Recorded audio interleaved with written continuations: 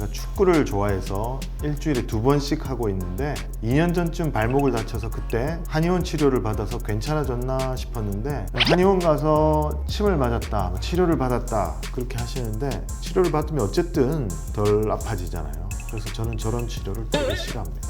왜냐하면 일단 안 아프게 만들면 나은 줄 알고 자꾸 걸어다니고 쓰고 더 손상을 만드는 거거든요. 그래서 발목이 삐었다, 염좌가 생겼다 그러면 발목이 나을 수 있는 시간을 줘야 됩니다.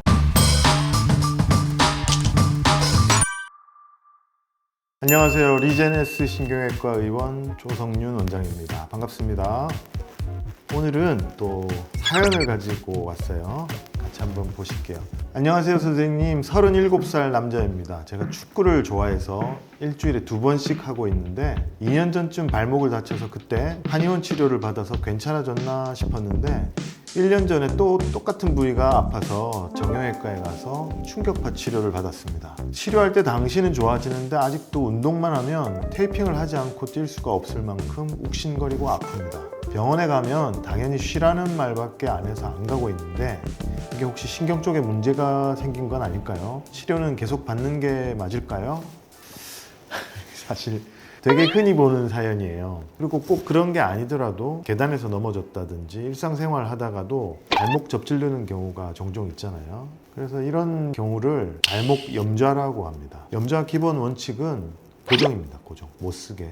염좌라는 것이 발목 주위에 여러 방향으로 인대가 있는데 그 인대가 미세한 손상을 받았기 때문에 인대가 저절로 나을 수 있는 시간을 줘야 됩니다.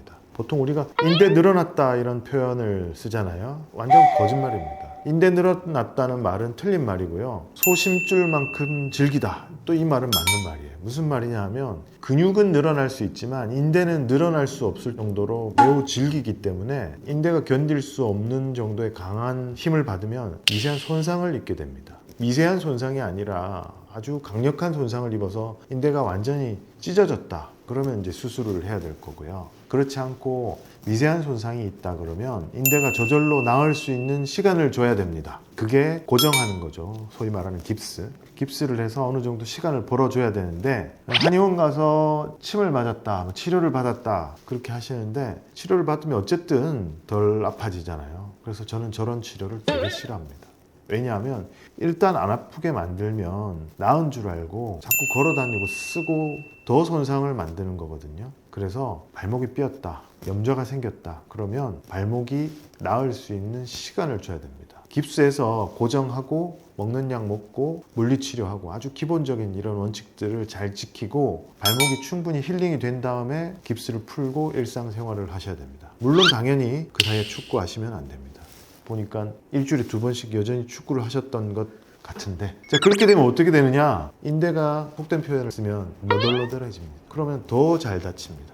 그럼 또 다치면 또 그 인대도 또 문제가 생깁니다. 이런 악순환이 계속 반복되면서 발목에 불안정성이 생깁니다. 그리고 급기야 테이핑을 하지 않고 다닐 수 없을 정도로 심하다. 결국은 수술해야 되는 경우가 꽤 많습니다. 그래서 제가 드리고 싶은 말씀은 최소 2주만 하지 마세요. 최소 2주만. 반깁스에서 고정하고 최소 2주, 좀 길게는 4주 정도 고정을 하면 저절로 낫는 경우가 대부분입니다. 그래서 우리 발목의 인대가 스스로 회복할 수 있도록 제발 시간 좀 주자고요.